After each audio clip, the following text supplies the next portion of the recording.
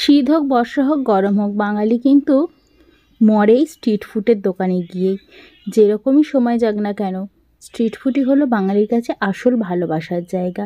আবার তো সামনে আসছে আমাদের রোজার মাস, তাই তো ইফতারের জন্য একটা স্পেশাল স্ন্যাক্স রেসিপি আপনাদের সাথে আজকে আমি শেয়ার করব। এটা যখন খুশি চটপট করে বানিয়ে নেওয়া যাবে। দোকানের স্ট্রিট ফুডে অনেক হাইজেনিক থাকে, ওরা অত ভালো করে জিনিসগুলো পরিষ্কার পরিচ্ছন্ন বানায়ও না। তাই বাইরে জিনিস না খাওয়ার থেকে ঘরেতেই বানিয়ে নিন। আর ওই যে বললাম সামনে ঈদ আসছে, আমাদের ইফতারের জন্য কিন্তু ভীষণই হেল্পফুল একটা রেসিপি আপনাদের সাথে শেয়ার করছি। প্রথমেই নিতে হবে চিকেনের বেস্ট পিস। এর মধ্যে কিন্তু কোনো হাড় থাকলে চলবে না। চিকেনগুলোকে বেশ ছোট ছোট কিউব কিউব করে কেটে নিতে হবে। চিকেনে জল থাকে, তাই চিকেনটা যখন রান্না করা হবে চিকেন থেকে জল বেরিয়ে গেলে মাংসের যে পিসগুলো হবে চিকেনের পিসগুলো অনেক ছোট হয়ে যাবে। তাই চিকেনের পিসগুলোকে একটু বড় করেই রেখেছি। আর এর মধ্যে রয়েছে আদা, রসুন, জিরে, ধনে আর শুকনো লঙ্কা, যেটা আমি একসাথে বেটে রেখেছিলাম। সেই বাটা মশলাটা এখানে প্রায় 2 চামচ মতো দিয়ে দিলাম। 2 চামচ মতো বাটা মশলা দেওয়ার পর এখানে খুবই সামান্য চিমটি হলুদ গুঁড়ো আর 2 চিমটি মতো দিয়ে দিলাম এখানে লঙ্কার গুঁড়ো। তারপর এখানে দিয়ে দিলাম স্বাদ মতো লবণ। লবণটার আর কি পরিমাণ বলবো আমি, এখানে প্রায় হাফ চামচ মতো লবণ ছিল, সেই লবণটাকেও দিয়ে দিলাম। আর তারপর এখানে দিয়ে দেবো একটু সাদা তেল। এখানে 1 চামচ মতো বা হাফ চামচ, 1 চামচের কম, ওই হাফ চামচ মতোই ছিল সাদা তেল। আর এই যে 1 চামচ মতো সয়া সস দিলাম। দেওয়ার পর এই মশলা দিয়ে মাংসটাকে খুব ভালো করে মাখিয়ে রাখলে না, মাংসের যে পকোড়াটা আমি বানাবো সেটা না দারুণ টেস্ট হয়। আপনারা যখন স্ন্যাক্স বানাবেন বা যখন এরকম খাওয়ার ইচ্ছা হবে তখন এটাকে বানিয়ে বেশ রেখে দেবেন কিছুক্ষণ। তার বেশ খানিকক্ষণ পরে এটাকে প্রিপেয়ার করবেন, দেখবেন খেতে খুব ভালো হয়। আর ইফতারের সময় ওই যে তার একটু দুপুরবেলা বানিয়ে রাখলেন আর বিকেলবেলা ইফতার করে নিলেন গরম গরম ভেজে। তারপর আমাদের এখানে লাগবে বাঁধাকপি। বাঁধাকপিটার গায়ের যে মোটা বা ছালগুলো থাকবে সেই মোটা ছালগুলো কিন্তু আমাদের লাগবে না। মোটা ছালগুলোকে আমাদের বাদ দিতে হবে। বাদ দিয়ে তারপরে বাঁধাকপির ভেতরের যে নরম ছালটা থাকবে আমাদের কিন্তু সেই নরম ছালটাকেই মিহি করে সুন্দর করে কুচিয়ে আজকের রেসিপিতে লাগবে। বাঁধাকপিটাকে ভালো করে পরিষ্কার করে ধুয়ে নিলাম। ধুয়ে এখন এবার এই যে কেটে নেব।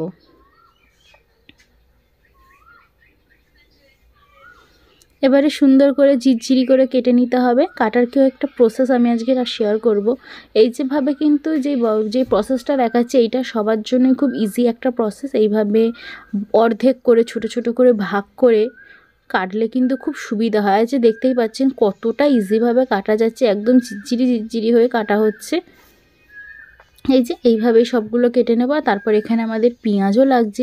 পেঁয়াজগুলোও কিন্তু একদম মিহি করে কুচু কুচু করে কেটে নিতে হবে। তারপরে এই যে মাংসটাকে এবার একটু রান্না করে নিতে হবে। মাংসটা রান্না করার জন্য আমাদের ফ্রাইং প্যানে লাগছে সাদা তেল। প্রায় 2-3 চামচ মতো দিলাম এখানে সাদা তেল। আর সাদা তেল দেওয়ার পরে মাংসর পিসগুলো দিয়ে দেব।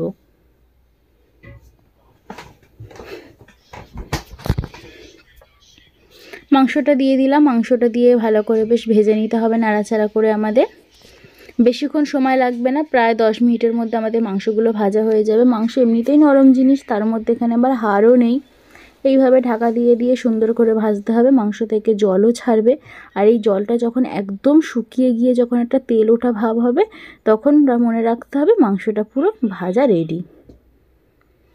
এই পর্যায়ে এত সুন্দর একটা ঘ্রাণ আসবে এই মাংস থেকে, আপনারা যখন রান্না করবেন বাড়িতে তখনই বুঝতে পারবেন যে সত্যি কত সুন্দর ঘ্রাণ। এই ঘ্রাণেতেই কিন্তু বাঙালি মরে। তারপরে শেষে একটু গরম মশলা ছড়িয়ে দিলেই কিন্তু রেডি হয়ে যাবে আমাদের মাংসের পুরটা রেডি। এবার আমরা চলে যাব বাকি প্রিপারেশনে। বাঁধাকপিটা কেটে রেখেছিলাম, তার মধ্যে যে বাটা মশলাটা ছিল, বাটা মশলাটা আমি মাংসে দিয়েছিলাম আর 1 চামচ ছিল, সেটা দিয়ে দিলাম এই বাঁধাকপির মধ্যে। তার মধ্যে এখানে দিয়ে দিলাম লঙ্কার গুঁড়ো, একটু লবণ, একটু হলুদ, সবগুলোর পরিমাণই ভীষণ কম নিয়েছি। আর এখানে দিয়ে দিলাম একটু ভাজা মশলা। এই ভাজা মশলার মধ্যে ছিল জিরে, ধনে আর একটু শুকনো লঙ্কা। সব মশলাগুলো দিয়ে খুব ভালো করে আমাদের মাখিয়ে নিতে হবে। এবার হাত দিয়ে চেপে চেপে মাখাতে হবে। এর মধ্যে কিন্তু আমি এখনও পেঁয়াজটা দিইনি, পেঁয়াজটা দেবো একদম শেষে।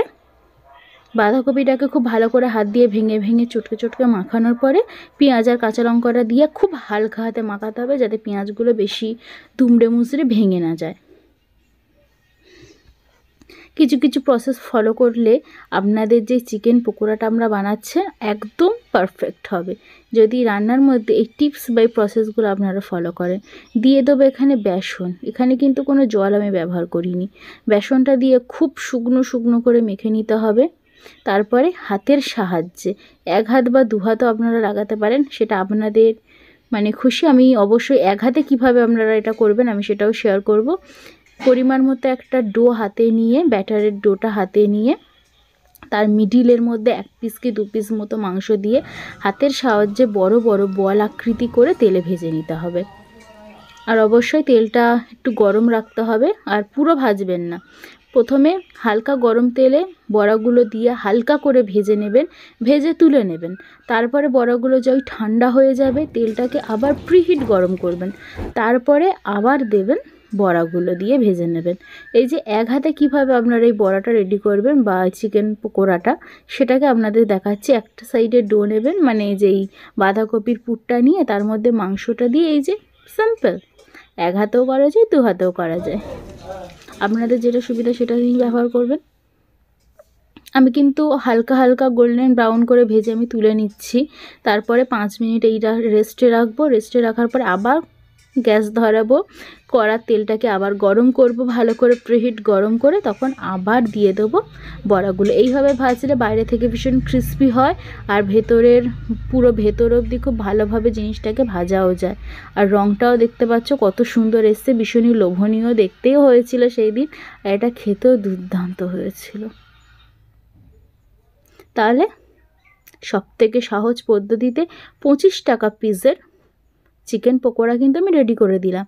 তাহলে কি এবার ইফতারে এই রেসিপিটা বানাচ্ছেন? রোজার মাসের অনেক শুভেচ্ছা জানাই, আর সবাইকে ভালো থাকবেন, সুস্থ থাকবেন। আর চ্যানেলে নতুন হলে চ্যানেলটা সাবস্ক্রাইব করবেন।